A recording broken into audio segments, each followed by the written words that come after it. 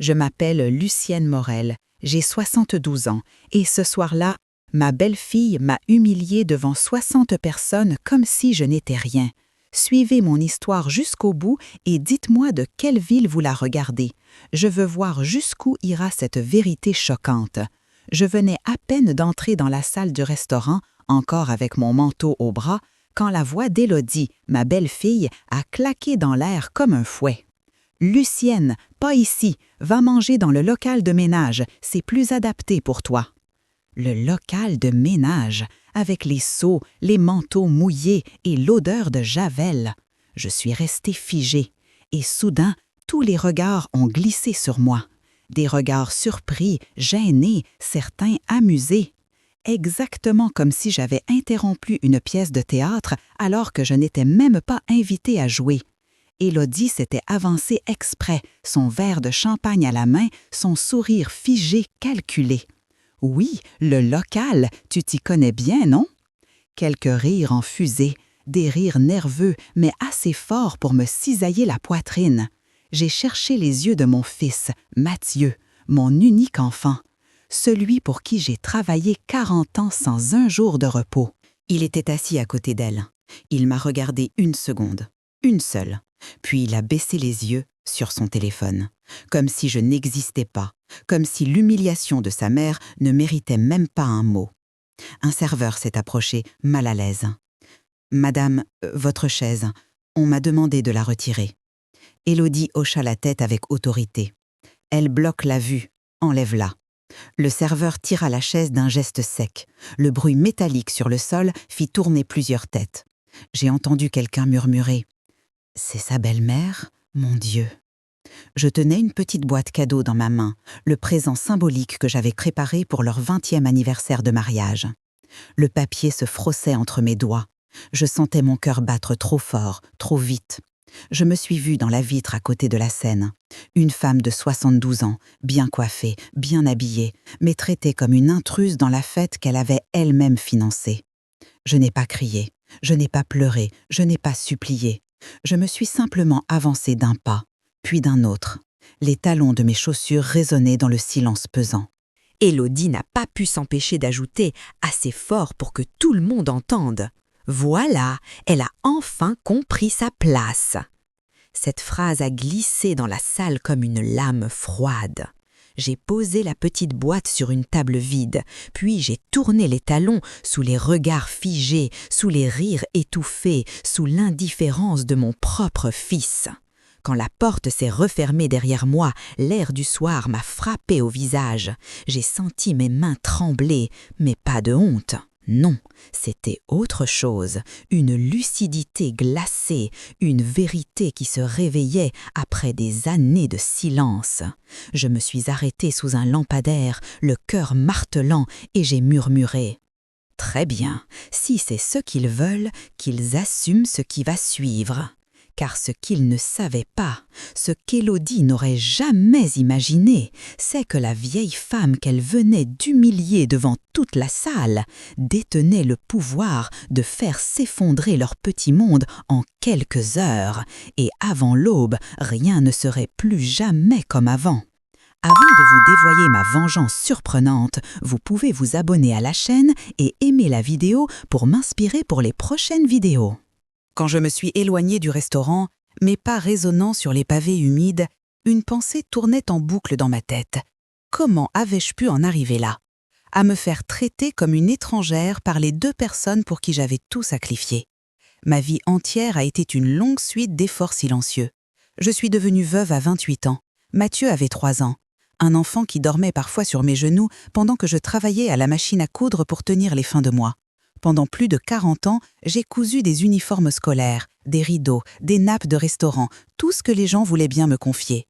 Jusqu'au jour où mon petit atelier s'est transformé en une entreprise solide, une entreprise dont personne, pas même mon fils, ne connaissait l'ampleur réelle. Mais ce que Mathieu savait, en revanche, c'est que je disais toujours oui. Oui à ses demandes d'argent, oui à ses projets qu'il n'achevait jamais, oui aux dépenses qu'il justifiait par l'image du restaurant, et oui surtout aux caprices d'Élodie.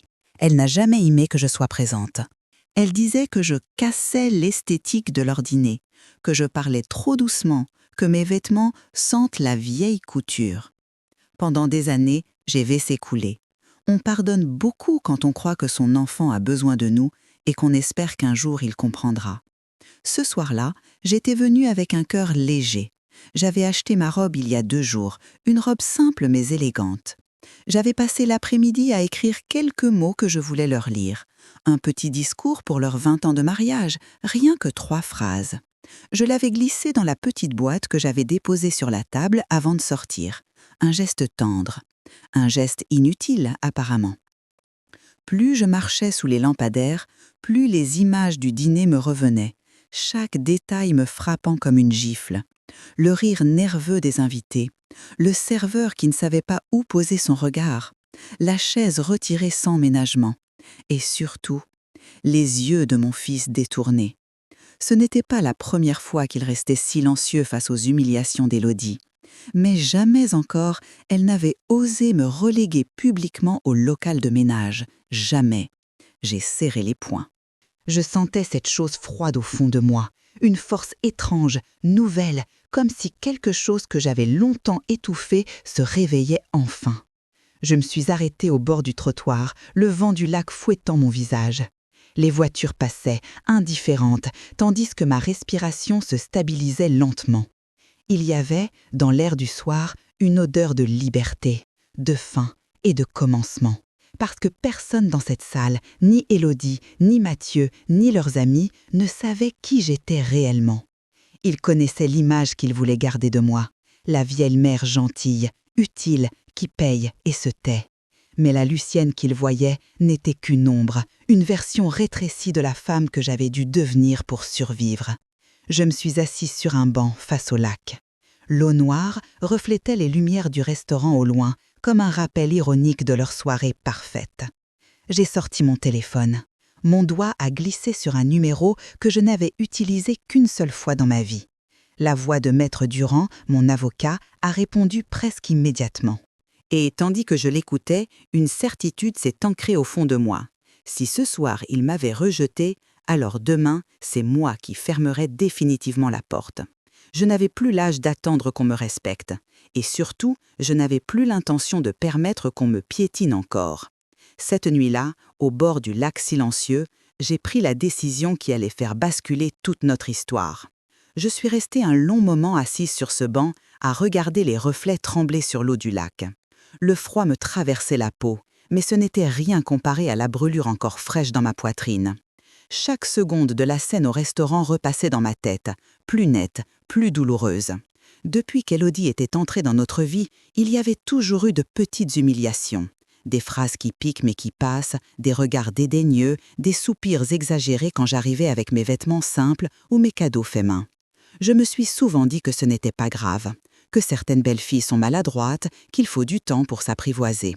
Mais ce soir-là, ce n'était pas de la maladresse, c'était intentionnel.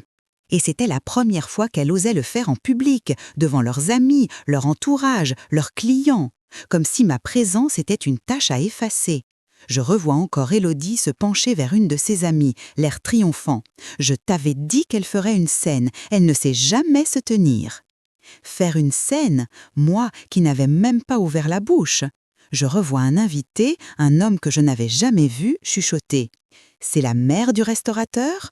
On dirait une employée qui s'est trompée d'entrée. » Une femme haute perchée ricana. « Regarde sa robe, on dirait qu'elle sort d'un magasin d'occasion. » J'ai senti la honte monter comme une vague noire, la honte et en même temps une colère froide, métallique, que je n'avais jamais ressentie auparavant. Quand le serveur m'a retiré la chaise, j'ai cru que mes jambes allaient céder. Il m'a murmuré un pardon à peine audible, ses yeux fuyants ceux d'Élodie. Il avait l'air aussi mal à l'aise que moi. Mais personne ne disait rien, personne n'osait contrarier la maîtresse des lieux. Puis, ce fut le rire de trop, celui de Mathieu. Ce n'était pas un vrai rire, juste un souffle, un petit sourire nerveux, comme s'il se sentait obligé de suivre le mouvement. Comme si, pour rester dans les bonnes grâces de sa femme, il valait mieux rire de sa propre mère que de la défendre. J'ai senti quelque chose se déchirer en moi. Je me suis revue, 20 ans plus tôt, lui apportant son repas chaud au lycée, parce qu'il avait oublié son argent. Je me suis revue, la nuit, assise sur le sol de notre petit appartement, à raccommoder ses vêtements pour qu'il n'ait pas honte devant les autres enfants. Je me suis revue vendre mon alliance pour payer ses premières inscriptions à l'université. Et lui, ce soir, n'a même pas levé la main pour me retenir, ni même prononcé un simple « ça suffit ». Je n'arrivais pas à comprendre ce qui faisait le plus mal, les mots d'Élodie ou le silence de mon fils.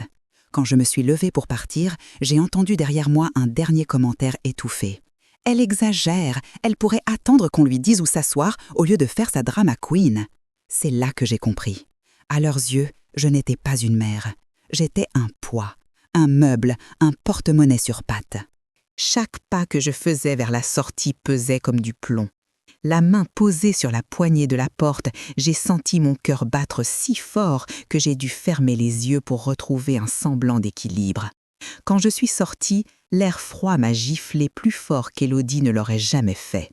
Et c'est sur ce trottoir, éclairé par les lampadaires jaunes, que la vérité m'a traversé comme un éclair. Je ne pourrais plus jamais revenir en arrière. Je me suis souvenu alors d'une scène récente. 2 semaines plus tôt, je m'étais présentée chez eux avec un plat que j'avais préparé. Lina était ravie, mais Élodie m'avait accueillie à la porte. « Oh, Lucienne, tu es venue sans prévenir. On reçoit quelqu'un ce soir, tu comprends, non ?» Elle m'avait fait attendre dans l'entrée, debout, pendant 5 minutes. Puis, Mathieu était arrivé. « On est un peu occupés ce soir, maman. Une autre fois, d'accord ?» J'étais rentrée chez moi ce soir-là, un Tupperware encore chaud entre les mains. Et je m'étais dit « Ce n'est pas grave, ils sont jeunes, ils ont leur vie. » Mais ce soir, ce n'était plus leur vie, c'était leur mépris.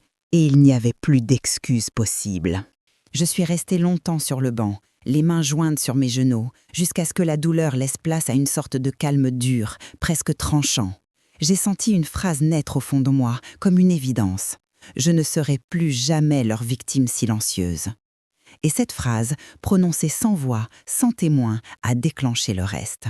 Car ce qu'ils ignoraient tous, ce qu'Élodie ne pouvait même pas imaginer, c'est que derrière mes vêtements simples, derrière mes mains ridées par les années de couture, se cachait quelque chose qu'ils n'avaient jamais pris la peine de voir, ma force et mon pouvoir. Un pouvoir qui allait exploser dans les heures suivantes. Je fixais encore les lumières du restaurant au loin lorsque mon téléphone vibra dans ma poche. Un message de Lina. « Mamie, tu es où? Je t'ai vu partir. Maman dit que tu ne te sentais pas bien, mais je sais que c'est faux. Dis-moi que tu vas bien. » Je souris tristement. La seule personne dans cette famille qui m'appelait encore mamie avec douceur, c'était elle. Je lui répondis simplement. « Ne t'inquiète pas, ma chérie. Rentre profiter de la soirée. On parlera demain. » Je rangeais le téléphone. Puis je sortis un autre appareil. Un second téléphone, discret, sans coque, dont Mathieu et Élodie ignoraient l'existence. Un téléphone que je gardais seulement pour une personne. Je composais le numéro d'une main ferme. Au deuxième son, la voix de maître Durand résonna, calme, professionnelle. « Madame Morel, vous m'appelez plus tôt que prévu. » Je fixais le lac sombre, ses vaguelettes agitées par le vent. « Activez le protocole Ambre, immédiatement. » Un silence bref. Êtes-vous certaine? Une fois lancé, il n'y a pas de retour possible. Je sentis ma respiration se stabiliser. Tout mon être semblait s'aligner autour d'une seule décision. Faites-le, ce soir, maintenant. Maître Durand inspira lentement. Très bien, alors je procède. Vente intégrale, gel des cartes, suspension des virements, réactivation de vos droits de propriété. Vous recevrez la confirmation dans 30 minutes. Je refermais les yeux. 30 minutes. 30 minutes avant que la vie que Mathieu et Élodie croyaient maîtriser ne s'effondre. Je rangeais le téléphone, puis me levais du banc, mes jambes plus sûres qu'elles ne l'avaient été depuis longtemps. En marchant vers ma voiture, un vieux modèle que Mathieu moquait souvent, je repensais à tout ce que j'avais caché pendant des années. Ils croyaient que je n'étais qu'une ancienne couturière, que mon atelier n'était qu'une petite boutique vieillotte, que l'argent que je leur envoyais provenait de mes économies de toute une vie. La vérité, c'est qu'ils n'avaient jamais posé la question, ni cherché à comprendre, ni voulu savoir qui j'étais derrière mes apparences simples. Ils ignoraient que mon atelier était devenu Morel Textile, une chaîne de distribution utilisée par des hôtels, des hôpitaux, des écoles et des restaurants de toute la région. Ils ignoraient que les rideaux du restaurant où ils organisaient leurs soirées venaient de mes entrepôts, que le luxueux linge de table qu'Élodie aimait exhiber venait de mes fournisseurs. Et surtout, ils ignoraient que je détenais encore 100% des parts, soigneusement dissimulées derrière des sociétés écrans que Maître Durand gérait pour moi. Ils croyaient dépendre d'une mère dévouée. En réalité, ils dépendaient d'une femme d'affaires qu'ils n'avaient jamais eu la curiosité de connaître. En arrivant devant ma voiture, j'entendis encore la voix d'Élodie résonner dans ma tête. « Elle bloque la vue, enlève-la !» Je posai mes mains sur le volant, soufflai longuement, puis laissai mes doigts glisser sur le cuir usé. Ce même volant sur lequel j'avais roulé des milliers de kilomètres pour livrer mes commandes quand l'entreprise n'en était qu'à ses débuts. Je mis le contact. La radio s'alluma sur une musique classique. Le contraste me fit sourire. 1 heure plus tôt, j'étais invisible. Maintenant, j'étais en train de reprendre ce qui m'appartenait. Je roulais lentement à travers la ville, ses rues éclairées par des lampadaires dorés. Mon cœur battait fort, mais pas de douleur, de détermination. À un feu rouge, mon téléphone sonna. Cette fois, c'était le personnel du restaurant. « Madame Morel, je suis désolée de vous déranger, mais votre carte d'entreprise a été refusée. Le montant de la soirée n'a pas pu être réglé. » Je regardai à travers le pare-brise, la bouche légèrement ouverte, puis répondis calmement. « Je ne régulariserai rien. Demandez au couple organisateur. Bon courage. » Le serveur balbutia quelque chose, mais j'avais déjà raccroché. Une satisfaction froide m'envahit. Pas de vengeance, juste la fin d'une mascarade. Lorsque je rentrai chez moi, mon petit appartement modeste où rien n'avait bougé depuis des années, l'horloge affichait 23h41. Je posai mon sac, retirai mes chaussures et m'assis sur le canapé qui avait survécu à tant de nuits blanches et de décisions difficiles. À 23h58, mon téléphone vibra. Maître Durand. Protocole Ambre exécuté. Vente finalisée. Fonds transférés. Transfert mensuel annulé. Carte désactivée. Droit de propriété réactivé. Je restais immobile. L'écran éclairait mon visage dans la pénombre de mon salon. Puis, un sourire, un vrai, un rare, un de ceux que la vie m'avait arraché depuis des années, étira mes lèvres. Le monde qu'Élodie avait construit sur mon dos venait de s'effondrer. Et elle ne le savait pas encore. Mais dans moins d'1 heure, elle le découvrirait. Et pour la première fois depuis très longtemps, je me sentais vivante. Lorsque j'ai posé mon téléphone sur la table, un calme étrange s'est abattu dans mon salon. Ce n'était pas un calme doux, non, c'était celui qui précède la tempête. Je savais que dans l'instant, là-bas au restaurant, quelque chose venait déjà de céder. Quelques minutes plus tard, une sonnerie brève a retenti, un message, puis un deuxième, puis un troisième. Je n'ai pas eu besoin de regarder pour deviner de qui il venait, mais j'ai fini par prendre le téléphone. « Mathieu, maman, la carte ne passe pas, tu peux vérifier ?» Élodie, c'est quoi cette blague? Réactive tout de suite. Un autre message, encore plus incisif, est arrivé. « Mathieu, maman, réponds, le serveur attend, tout le monde nous regarde. » Je les ai laissés lire mes silences. Je n'avais plus rien à expliquer, plus rien à justifier. Je me suis levée, j'ai ouvert la fenêtre. L'air de la nuit est entré, frais, presque salé, comme un souffle nouveau dans mon petit appartement. Je me sentais curieusement légère, presque trop légère pour mes années. Puis le téléphone a commencé à sonner. 1 fois, 2 fois, 5 fois. À la 6e, je l'ai enfin pris. « Maman ?» La voix de Mathieu tremblait légèrement. « La carte a été refusée, devant tout le monde. Tu peux me dire ce qui se passe ?» Je suis restée silencieuse quelques secondes. Puis j'ai répondu, calmement, « C'est votre soirée, votre fête, votre responsabilité. » Un blanc, puis un souffle irrité. « C'est pas drôle, il manque 51 000 €. Le patron du restaurant est furieux. Élodie panique. » Je regardais l'heure. 00h16, exactement comme Maître Durand me l'avait annoncé. « Ce n'est plus mon problème, Mathieu. Bonne soirée. » Et j'ai raccroché. Je me suis assise de nouveau sur le canapé, les mains croisées sur mes genoux. Je savais que ce n'était que le début.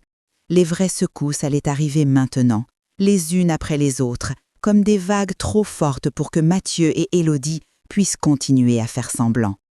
À 00h32, un appel visio de Lina est apparu. Je l'ai accepté tout de suite. Elle était dehors, loin du bruit, son manteau serré contre elle. « Mamie, Papa et maman crient dans le parking. On dirait qu'ils deviennent fous. Qu'est-ce qui se passe? Je les regardais, sa silhouette éclairée par les lampadaires. Ne t'inquiète pas pour moi, ma chérie. Rentre chez toi. Je t'expliquerai demain. Elle a hoché la tête, les yeux brillants d'inquiétude. Je t'aime, mamie. Je suis de ton côté. Quand la visio s'est éteinte, le silence est retombé dans la pièce. Un silence différent. Pas un silence de solitude, un silence de reprise de contrôle. Puis le téléphone a vibré à nouveau. Appel entrant, numéro inconnu. Je savais qui c'était. Madame Morel, ici le responsable du restaurant. Votre fils affirme que c'est vous qui prenez en charge la facture. La carte a été refusée. Nous avons besoin du règlement ce soir. Je me suis levée. J'ai allumé la lumière de la cuisine. Il n'y aura aucun paiement de ma part, ni ce soir, ni demain. Mon fils a signé, alors c'est son engagement, pas le mien. Mais madame, c'était un accord. Un accord verbal n'a aucune valeur. Bonne nuit. Je n'ai pas attendu sa réponse. J'ai raccroché. Je me suis servi un verre d'eau, mes mains étonnamment stables. Et tandis que je buvais, je sentais une détermination nouvelle circuler dans mes veines, une fermeté que je n'avais pas ressentie depuis des décennies. À 1h du matin, les messages ont recommencé à pleuvoir. Mathieu, maman, tu peux pas nous faire ça. Tout le monde nous regarde comme si on était des escrocs. Élodie, tu réactives la carte maintenant ou tu vas le regretter. Mathieu, encore. Maman, s'il te plaît, réponds. Je les ai laissés hurler dans le vide. J'avais été leur moteur, leur solution, leur coussin pendant trop longtemps. Cette fois, je les laissais tomber dans la réalité. Je me suis glissée dans mon fauteuil. Mes articulations me rappelaient mon âge, mais mon esprit n'avait jamais été aussi jeune, aussi alerte, aussi clair. Et soudain, j'ai compris que la montée des tensions n'était pas une catastrophe. Non, c'était la libération. Dans les étages du restaurant, ils criaient, cherchaient quelqu'un à blâmer. Dans mon appartement silencieux, c'est moi qui tenais les rênes. Et pour la première fois depuis des années, je savais exactement où tout cela menait. L'effondrement de leurs illusions et la naissance de ma liberté. Il devait être 1h30 quand mon téléphone vibra encore. Je pensais d'abord que c'était Mathieu ou Élodie, mais non, un simple message. Document transmis, vérifiez votre boîte mail sécurisée. Monsieur Durand. Je me suis redressée, j'ai ouvert l'ordinateur portable posé sur la petite table à côté du canapé. Une lumière bleutée illumina mon visage. Un courriel venait d'arriver. Objet, confirmation, transfert acquisition Aoki Textile. Je cliquais, et là, noir sur blanc, montant final transféré 240 millions d'euros. Compte bénéficiaire Lucienne Morel. Date aujourd'hui 0014. 240 millions. Je relus plusieurs fois comme si mes yeux me jouaient un tour. Ce chiffre, Élodie n'aurait jamais pu l'imaginer. Mathieu non plus. Eux qui croyaient que mes économies étaient des miettes. Eux qui me regardaient comme une femme dépassée, sans ressources, sans importance. Je refermais lentement l'ordinateur. Un frisson discret me parcourut. Le pouvoir, ce soir-là, venait de changer de main. Et pour la première fois, il m'appartenait complètement. Je me levais, allais vers la fenêtre et tirais légèrement le rideau. En bas, la rue était déserte. Mais je savais qu'à l'autre bout de la ville, quelqu'un n'était pas en train de dormir. Comme si mes pensées avaient été entendues, mon téléphone sonna. Je décrochais. « Maman ?» La voix de Mathieu n'avait plus rien d'arrogant cette fois. Elle était cassée, prise au piège entre la colère et la panique. « Le restaurant, ils nous ont demandé de régler immédiatement. Ils disent que c'est toi qui as fourni la carte. J'ai essayé, mais la carte n'existe plus. L'entreprise non plus, Mathieu. » Silence. Je l'imaginais debout, au milieu du parking du restaurant, encore en costume, encore sous les regards des invités, tentant de comprendre ce que je venais de dire. Comment ça? L'entreprise n'existe plus? Je laissais un léger souffle s'échapper. Je l'ai vendu. Un bruit sourd à l'autre bout, peut-être son portable qu'il venait de lâcher un instant, puis une phrase hachée. « Tu avais une entreprise, mais pas une petite, tu l'as vendue ?» Je m'appuyais contre le mur, la main posée sur ma poitrine. « Tu n'as jamais demandé ce que je faisais réellement, Mathieu. Tu voulais seulement que je paye. » Il inspira fort, comme si l'air lui manquait. « Combien ?» Je répondis simplement. 240 millions. Un silence absolu. J'entendais même le souffle du vent à travers la ligne. Puis un murmure presque étouffé. « Maman, tu mens, ce n'est pas possible. » Tu roules dans une voiture vieille de 20 ans, tu vis dans un petit appartement, Je souris tristement. C'était mon choix. Mon argent n'a jamais été pour moi. Je l'économisais pour toi, pour ton avenir, pour ton restaurant. Un rire nerveux, brisé, s'échappa de lui. Et tu me dis ça maintenant, après m'avoir ridiculisé devant tout le monde? Tu aurais pu éviter tout ça. Je me redressai brusquement, le cœur dur. Non, Mathieu, ce n'est pas moi qui t'ai humilié ce soir, ce sont tes choix, et les siens. Il resta muet. Je continuai. Tu pensais que les 35 000 € que je t'envoyais chaque mois venaient d'un coussin d'économie. Tu pensais que ton restaurant survivait par miracle. Tu pensais que l'appartement où tu habites était à toi. Comment ça, pas à moi? Le titre de propriété est à mon nom, pas au tien. Tu vis là où je t'ai laissé vivre, et pas où tu as construit quoi que ce soit. J'entendis un éclat de voix derrière lui. Élodie, elle criait encore. Demande-lui de payer, dis-lui que c'est son rôle, elle doit réparer ce qu'elle a fait. Mathieu s'éloigna, mais sa voix tremblait. Maman, écoute, on peut arranger ça. Tu peux réactiver au moins le virement de ce mois-ci. J'ai des employés, des factures. Je fermai les yeux. Mathieu, le monde ne s'est pas écroulé. Il s'est simplement aligné avec la vérité. Il inspira comme s'il venait d'être frappé. Alors c'est fini? Tu nous laisses comme ça? Je vous laisse avec ce que vous avez créé, ni plus ni moins. Une respiration tremblée, puis la phrase qui conclut tout. Maman, je ne te reconnais plus. Je laissai un sourire amer étirer mes lèvres. Moi, si, c'est ça, justement.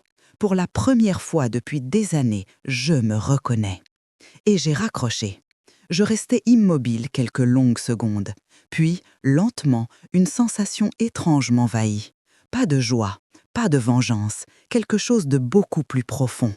La fin de ma peur, parce qu'il n'y avait plus de secret. La vérité, toute la vérité, venait de s'abattre sur eux comme un couperet. Et c'était seulement le début. Je venais à peine de poser mon téléphone que quelqu'un a frappé à ma porte. Pas une petite frappe hésitante, non. Une frappe lourde, insistante, chargée de colère. Je me suis dirigée vers l'entrée. Mon cœur battait fort, mais ma main était étonnamment stable lorsque j'ai tourné la poignée. Mathieu se tenait là, le visage rouge, la chemise froissée, le regard hagard. Élodie, derrière lui, maquillage coulé, respirant par saccades comme une bête acculée. « Maman, ouvre, on doit parler, maintenant !» Je m'écartai calmement. Ils entrèrent comme une bourrasque. Mathieu fit quelques pas dans le salon, puis se retourna d'un coup. « C'était quoi ça? Tu t'es amusé à nous humilier devant tout le monde ?» Je plantai mon regard dans le sien. « Non, c'est toi qui t'es humilié, tout seul. » Élodie explosa immédiatement. « Tu te prends pour qui, hein, vieille dame aigrie? Tu crois que tu peux détruire la vie des gens juste parce que t'es vexée qu'on ne te déroule pas le tapis rouge ?» Sa voix vrillait l'air comme un couteau. Je restais immobile, droite, presque sereine. Je ne détruis rien, je retire simplement ce qui m'appartient. Mathieu fit un pas vers moi, les épaules tremblantes. « Alors c'est vrai, tu as vendu ta soi-disant entreprise, 240 millions d'euros, et tu n'as rien dit? Tu ne m'as jamais demandé qui j'étais, Mathieu. Tu m'as seulement demandé de payer. » Il passa une main dans ses cheveux, fou de rage. « C'est insensé. Pourquoi faire ça maintenant? Pourquoi nous laisser comme ça? » Parce que ce soir, j'ai compris que pour vous, je n'étais pas une mère. J'étais un service, une carte bleue, une chaise qu'on enlève parce qu'elle bloque la vue. Élodie s'approcha, les yeux brûlants. « T'aurais pu nous en parler, on aurait trouvé une solution. Mais non, madame préfère faire son petit numéro dramatique. » Un numéro? Je souris doucement. Ce que vous appelez un numéro, moi, je l'appelle une limite. Mathieu frappa du poing sur la table. « On a des employés, des crédits, des charges. Comment tu veux qu'on s'en sorte? » Comme des adultes, en assumant vos vies, pas en vous accrochant aux miennes.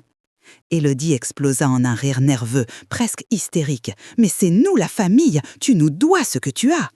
Je me tournai vers elle lentement. Je ne dois rien à quelqu'un qui m'a dit d'aller manger dans un local de ménage. Elle blanchit, juste un instant, une fissure dans son masque. Mathieu, lui, resta muet, ses yeux se brouillaient. Pas de larmes, de vertige. « L'appartement, murmura-t-il. Dis-moi que c'est faux, dis-moi que tu ne vas pas. » « L'appartement est à mon nom. Le préavis sera envoyé demain. Vous avez 30 jours. » Il chancela, s'appuya au dossier du canapé. « Tu vas nous mettre à la rue ? » « Non, je te rends ta vie, la vraie, celle que tu dois construire toi-même. » Élodie cria alors hors d'elle. « Tu es monstrueuse, tu n'as jamais aimé ton fils, c'est évident, sinon tu ne ferais pas ça. » Je m'approchai d'elle, pas pour la menacer, pour qu'elle entende bien. L'aimer, c'était te supporter pendant des années. L'aimer, c'était lui donner tout ce que je n'ai jamais eu. L'aimer, c'était espérer qu'un jour il se souvienne de qui l'a élevé. Mais aimer ne signifie pas accepter l'humiliation. Pas ce soir, pas encore, plus jamais. Mathieu leva enfin les yeux vers moi, cette fois sans colère, juste perdu. « Maman, pourquoi tu ne m'as jamais dit que tu avais construit tout ça, que tu étais quelqu'un ?» Je ressentis un pincement doux amer, un pincement tardif. J'attendais le jour où tu me verrais sans que je te paie. Ce jour n'est jamais venu. Un silence lourd s'installa, on ne s'entendait plus respirer. Puis, d'une voix plus basse, Mathieu demanda « Et maintenant, tu vas nous abandonner ?» Je secoua la tête. « Je vais m'abandonner à moi-même enfin. Et vous, vous allez apprendre à vivre par vous-même.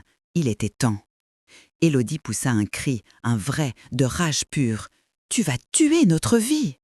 Je la regardai avec une douceur tranchante. « Je retire simplement ce qui n'aurait jamais dû être vôtre. » Mathieu ouvrit la bouche, la referma, puis recula d'un pas. Ses épaules s'affaissèrent. Je ne sais même pas quoi dire. Je ressentis, pour la première fois depuis longtemps, une paix étrange. Alors ne dis rien, Mathieu. Cette fois, écoute. Ils restèrent là quelques secondes, puis ils quittèrent mon appartement sans un mot de plus. La porte se referma doucement derrière eux. Le calme revint. Mais ce n'était plus le calme d'avant, c'était le calme après le tremblement de terre, le calme d'une femme qui venait de reprendre son histoire. Lorsque la porte s'est refermée derrière Mathieu et Élodie, un silence lourd a envahi mon appartement. Pas un silence paisible. Un silence qui tremble encore du bruit des cris, des accusations, de la colère qui a saturé l'air quelques minutes plus tôt. Je suis restée debout un moment, incapable de bouger. Le salon paraissait différent, comme si quelque chose avait été arraché de la pièce, ou enfin libéré. Je respirais profondément, puis je me laissai tomber dans le fauteuil. Mes genoux tremblaient légèrement. Je ne savais pas si c'était la fatigue ou le soulagement. Mon téléphone vibra soudain. Un message, puis un autre, puis encore un autre. Je pris l'appareil. Lina. « Mamie, papa est sorti furieux du restaurant. Maman hurle dans la voiture. Ils ne me disent rien. Tu es chez toi? Je viens maintenant. » Je soupirais. J'imaginais cette pauvre enfant au milieu du chaos, obligée de subir l'orage de ses parents alors qu'elle n'y était pour rien. Je répondis doucement. « Oui, ma chérie, viens, je suis là. » 10 minutes plus tard, on frappa à la porte. Cette fois, une petite frappe hésitante. J'ouvris. Lina se tenait là, les yeux rouges, la respiration encore saccadée. Elle ne dit rien. Elle se jeta dans mes bras. Je refermai mes bras autour d'elle, sentant son corps trembler de peur, de confusion, de fatigue. Elle murmura contre mon épaule. « Ils m'ont hurlé dessus parce que je veux te voir. Ils disent que c'est toi la cause de tout. Mais je sais que ce n'est pas vrai. Mamie, qu'est-ce qui se passe ?» Je caressai ses cheveux lentement. Rien que je n'aurais pas dû faire beaucoup plus tôt. Elle s'écarta légèrement, les yeux brillants. « Ils disent que tu es méchante, que tu veux nous détruire !» Je lui relevai doucement le menton. « Regarde-moi, Lina. Est-ce que tu vois de la méchanceté dans mes yeux ?» Elle secoua la tête, les larmes montant encore. « Non, je vois quelqu'un qui a trop donné, c'est ça qui me fait mal. » Je pris une grande inspiration. Ce soir, j'ai arrêté de me taire, c'est tout. Elle hocha la tête, puis s'assit sur le canapé, toujours secouée. Je lui apportai un verre d'eau. Pendant un moment, nous restâmes en silence, chacune reprenant ses forces à sa manière. Soudain, Lina reprit la parole. Maman m'a dit dans la voiture que tu nous avais volé notre avenir, mais papa ne disait rien. Il avait l'air perdu, complètement. Je sentis un pincement dans la poitrine. Mathieu, mon fils, perdu comme un enfant qui réalise que le monde ne tourne plus autour de lui. Ton père traverse le plus grand choc de sa vie. Pour la première fois, il doit regarder les choses comme elles sont, pas comme il voudrait qu'elles soient. Lina jouait nerveusement avec ses doigts. « Mamie, il m'a fait peur, je ne l'avais jamais vu comme ça. » Je m'assis à côté d'elle, posant ma main sur la sienne. Tout ce qu'il croyait maîtriser s'est effondré en quelques heures. Il est en train de tomber du piédestal qu'ils se sont construits ensemble. Ce genre de chute fait mal, très mal. Elle prit une inspiration tremblante. « Et maintenant, il va faire quoi ?» Je regardais par la fenêtre. Les lampadaires projetaient des ombres allongées sur la rue silencieuse. Il va devoir choisir, se battre ou blâmer, grandir ou s'enfoncer. Je ne peux pas prendre cette décision à sa place. Lina se recroquevilla contre moi. « Et maman ?» Je laissai un bref silence s'installer. Ta mère a construit son confort sur l'argent des autres, pas sur son travail, pas sur sa dignité. Quand cette base s'effondre, il ne lui reste que sa colère. Elle baissa la tête. Elle disait que tu nous laissais tomber, mais moi, je ne la crois pas. Je te connais, tu n'abandonnes jamais. Je lui embrassai le front. Je ne t'abandonnerai jamais, toi, jamais. Mais ton père et ta mère doivent vivre les conséquences de leur choix. Le respect ne se mendie pas, il se mérite. Lina resta silencieuse quelques secondes, puis elle murmura. « Je peux rester dormir ici, je ne veux pas rentrer. » Je lui caressai doucement la joue. « Bien sûr, ta chambre t'attend, elle a toujours été là pour toi. » Elle sourit, un sourire fragile mais sincère, puis se leva pour aller se changer. Quand elle entra dans la petite chambre d'amis, je restais seule dans le salon. Je regardais autour de moi, les murs simples, les meubles un peu anciens, la lumière douce de la lampe de chevet. Et pour la première fois depuis des années, je me sentis en sécurité dans ma propre maison. Pas parce qu'il ne s'y passait rien, mais parce que, pour la première fois, je n'y étais plus invisible. Je m'assis, fermai les yeux un moment. J'entendis un léger sanglot venant de la chambre de Lina. Un sanglot discret, étouffé, un sanglot de jeune femme qui voit son monde se briser, mais qui trouve un refuge. Ce refuge, c'était moi. Et cela seulement me donna la force pour ce qui allait suivre, car la tempête n'était pas finie. Elle venait seulement de changer de direction. Le lendemain matin, le soleil venait à peine de se lever lorsque j'ai ouvert les yeux. Je n'avais presque pas dormi, mais étrangement, mon corps se sentait léger, comme si la nuit avait lavé quelque chose en moi. Lina dormait encore dans la petite chambre d'amis. Je l'ai laissée se reposer. Elle avait beaucoup trop pleuré la veille. Je suis allée dans la cuisine, j'ai préparé du café, puis je me suis assise à table, dans ce silence que je n'avais pas entendu depuis si longtemps. Un silence sans peur, un silence sans attente. Vers 8 heures, mon téléphone a vibré. Un seul mot. « Mathieu, appelle-moi, s'il te plaît. » J'ai fixé l'écran un long moment, sans répondre. J'avais passé des années à me précipiter dès qu'il envoyait un message. Ce temps-là était terminé. Je pris une gorgée de café. Quelques minutes plus tard, un deuxième message arriva. « Maman, ils ont coupé les virements du restaurant. » La banque nous demande de régulariser immédiatement les découverts. C'est la catastrophe. Puis un troisième. « L'appartement, on a reçu un avis, préavis de 30 jours. C'est une blague ?» Et enfin, un quatrième, plus tremblant que les autres. « Maman, je vais perdre tout ce que j'ai. » Je fermai les yeux. Une part de moi aurait voulu répondre, le consoler, lui dire que tout irait bien. Mais une part bien plus grande refusait de retomber dans cette prison. J'ai laissé le téléphone de côté. Soudain, j'ai entendu la porte de la chambre d'amis s'ouvrir doucement. Lina, encore en pyjama, les cheveux un peu ébouriffés. « Bonjour, mamie. » Je lui souris. « Bonjour, ma chérie. Viens, j'ai fait du café et du lait chaud. » Elle s'est assise en face de moi, frottant ses yeux encore gonflés. « Papa t'a écrit ? Je suis sûre qu'il va venir. » Je haussai les épaules. « Il me cherche, oui, mais pas pour les raisons que tu crois. » Elle baissa la tête, puis murmura. « Je ne sais pas à quoi m'attendre avec eux aujourd'hui. » Je posai ma main sur la sienne. « Peu importe ce qu'ils font, ici tu es en sécurité. » Lina esquissa un sourire fragile. Mais à 9 heures précises, la scène que j'avais prévue se produisit. Des pas rapides dans le couloir, Un coup à la porte, pas violent, juste désespéré. Lina sursauta. Je me levai sans précipitation et allai ouvrir. Mathieu se tenait là, les traits tirés, les yeux cernés, le visage défait.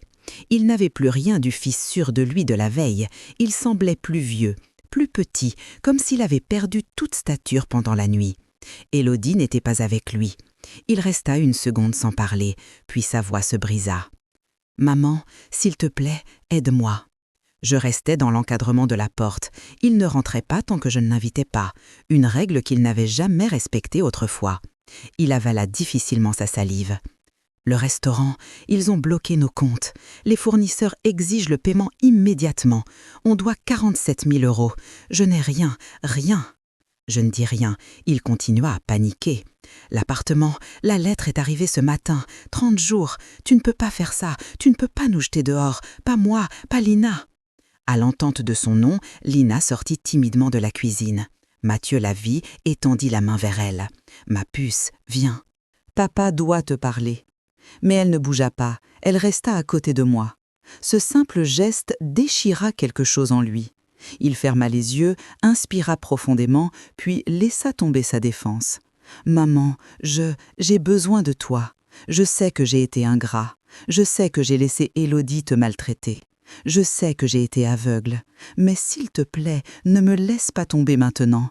Je ne sais pas quoi faire. » Je pris une inspiration lente. « Mathieu, ce que tu vis aujourd'hui, ce n'est pas une punition. C'est la facture de toutes les années où tu n'as pas voulu regarder la vérité. » Il secoua la tête, les larmes aux yeux. « Je sais, mais j'ai peur, je perds tout. Maman, je t'en supplie, dis-moi ce que je dois faire. Je suis perdue. » Je le regardais longuement. Et pour la première fois depuis des années, je ne voyais pas un homme. Je voyais l'enfant qu'il avait été. L'enfant fragile qui s'endormait contre moi dans le petit appartement que nous partagions autrefois. Je sentis mon cœur se serrer, mais je ne cédais pas. La première chose que tu dois faire, c'est accepter que je n'achèterai plus ta vie, ni tes décisions, ni tes erreurs, ni ton confort. Il resta silencieux, ses épaules s'effondrèrent un peu plus. « Et Élodie ?» Je répondis calmement. « Elle doit faire son propre choix aussi. Mais ce n'est plus mon problème. » Il leva les yeux vers moi, implorant. « Alors, tu ne m'aideras pas ?» Je pris une longue inspiration. « Je t'aiderai, mais pas comme avant, pas avec de l'argent, avec la vérité, avec la réalité, avec ce que tu aurais dû apprendre depuis longtemps. Tu vas devoir travailler, assumer, reconstruire et prouver, non pas avec des mots, mais avec des actes. » Une larme glissa sur sa joue, il ne la chassa pas.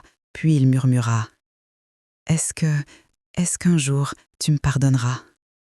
Je le regardai avec douceur, une douceur ferme, une douceur nouvelle. « Ça dépendra de toi, pas de moi. » Il hocha la tête, brisé, et repartit dans le couloir, sans un cri, sans colère, juste vidé.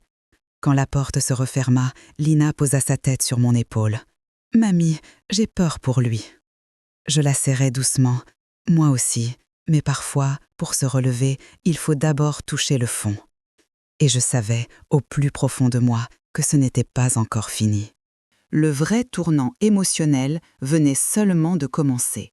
Lorsque la porte se referma doucement derrière Mathieu, un silence presque irréel retomba dans l'appartement. Un silence qui ne ressemblait ni à la solitude, ni à la peur. Un silence de retour à soi.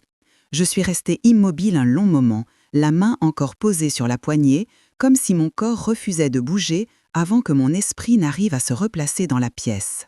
Les derniers mots de mon fils vibraient encore dans l'air, des mots qui n'étaient ni des excuses complètes, ni des promesses vides, mais quelque chose d'autre, une fissure, une brèche, un début. Je respirais profondément, puis je revins à la table de la cuisine. Lina m'attendait, toujours en chemise de nuit, les mains serrées autour de sa tasse. « Ça va, mamie ?»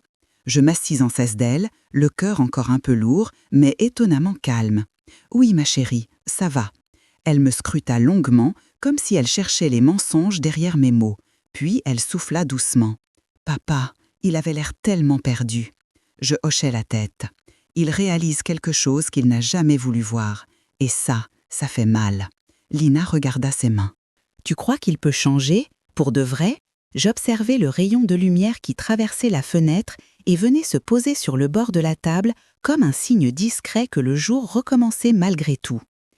Je crois qu'il en a la possibilité, mais c'est un chemin que personne ne peut faire à sa place, il doit marcher lui-même. Elle acquiesça lentement. Je me levai pour préparer un peu de thé, ce geste simple que toujours l'amant, après Muikun Bao Kam Suk, Dunifai Kik Bao Motar Fang Lang, Fatra, Hang Dong Shot, Lai Lai Niptor. Le bruit de l'eau chaude, la vapeur qui s'élève, tout dans la pièce semblait retrouver un rythme normal.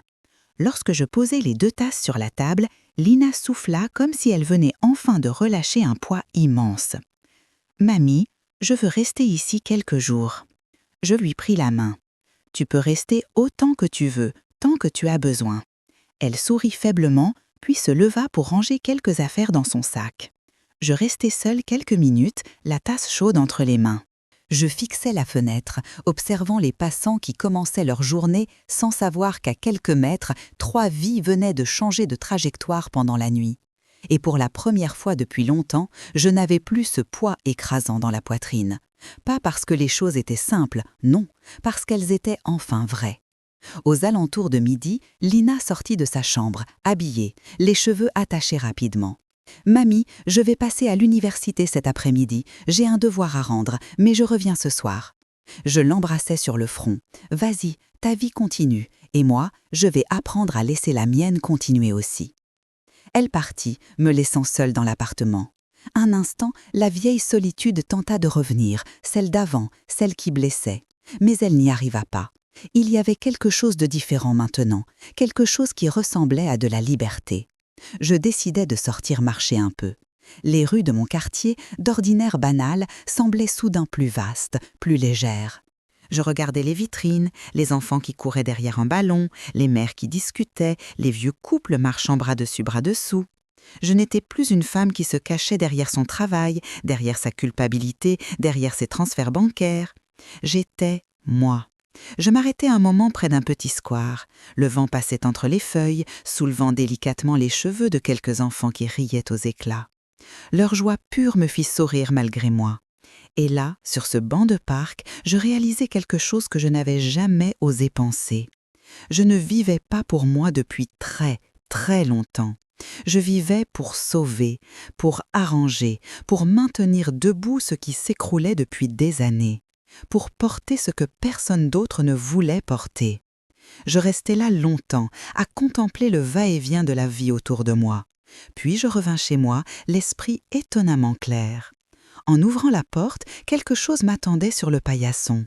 Une enveloppe, pas une lettre recommandée, juste une enveloppe blanche, sur laquelle était écrit, d'une écriture que je connaissais trop bien, « Pour maman, si tu acceptes de lire, Mathieu ». Je restai figée quelques secondes. Je finis par entrer, fermer la porte derrière moi et m'asseoir lentement sur le canapé. Je tournai l'enveloppe entre mes doigts sans l'ouvrir. Je sentais une fragilité dans cette écriture, une tentative, une demande silencieuse. Le premier signe d'un fils qui, peut-être, commençait à marcher ce chemin dont je lui avais parlé. Mais je ne l'ouvris pas tout de suite. Je posai l'enveloppe sur la table basse et je laissai mes mains retomber sur mes genoux, parce que pour la première fois de ma vie, je ne me précipitais plus pour éteindre les feux des autres. Je respirais profondément. La transformation commençait. La sienne, la mienne, et la suite dépendrait de nos choix, pas de nos peurs. En fin d'après-midi, alors que la lumière dorée du soleil commençait à glisser le long des murs de mon appartement, j'ai entendu la porte d'entrée s'ouvrir doucement. Lina revenait de l'université, son sac sur l'épaule, un sourire fade mais sincère accroché aux lèvres. « Mamie, je suis rentrée. » Elle posa ses affaires et vint s'asseoir près de moi sur le canapé. Ses yeux se posèrent tout de suite sur l'enveloppe blanche restée sur la table. « C'est de papa ?» Je hochai la tête. Oui, je ne l'ai pas encore ouverte. Elle attrapa un coussin et le serra contre elle. « Tu veux que je te laisse ?» Je lui pris la main. « Non, reste, on va faire ça ensemble. » Je pris une grande inspiration, puis j'ouvris l'enveloppe. Une seule feuille, une écriture hésitante, parfois tremblante. Et quelques phrases, simples mais vraies. Maman, je ne sais pas comment réparer ce que j'ai détruit, mais je veux essayer. Pas pour l'argent, pas pour le confort, pour toi, pour Lina. Je veux apprendre à être un homme digne de vous. Si un jour tu veux me parler, je serai là. Mathieu. Je restais immobile un moment. Pas de grandes excuses, pas de justification, juste un début, un tout petit début. Lina approcha sa tête de mon épaule. Mamie, c'est sincère, je le sens.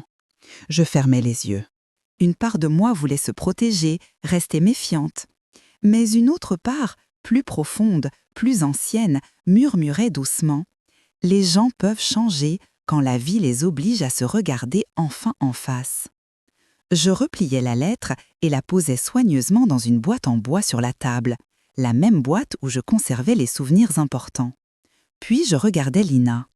Je ne sais pas de quoi l'avenir sera fait, ma chérie, mais je crois qu'aujourd'hui, nous venons d'assister au premier pas.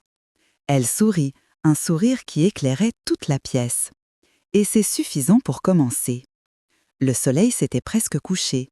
Je me levai, allumai la lampe du salon et toute la pièce se remplit d'une chaleur nouvelle, une chaleur de foyer, de sécurité, de renaissance. Pour la première fois depuis des années, je sentais que la vie n'était plus une lutte, mais une possibilité. Je regardais Lina, qui rangeait ses affaires dans la petite chambre. Je pensais à Mathieu, ailleurs dans la ville, sûrement seul, sûrement songeur, sûrement en train de faire face à ce qu'il n'avait jamais voulu affronter. Et je soufflais, presque pour moi-même. Peut-être qu'on ne choisit pas toujours comment une famille tombe en morceaux, mais on peut choisir comment elle se reconstruit. Un pas après l'autre, un geste après l'autre, un cœur qui s'ouvre après un autre. Ce soir-là, en fermant les rideaux, je sus une chose avec certitude. La paix n'était pas un cadeau, c'était une conquête, et je venais enfin de la gagner. Si cette histoire vous a touché, n'hésitez pas à soutenir la chaîne. Abonnez-vous, laissez un j'aime et partagez la vidéo pour que d'autres puissent la découvrir. Merci d'être là.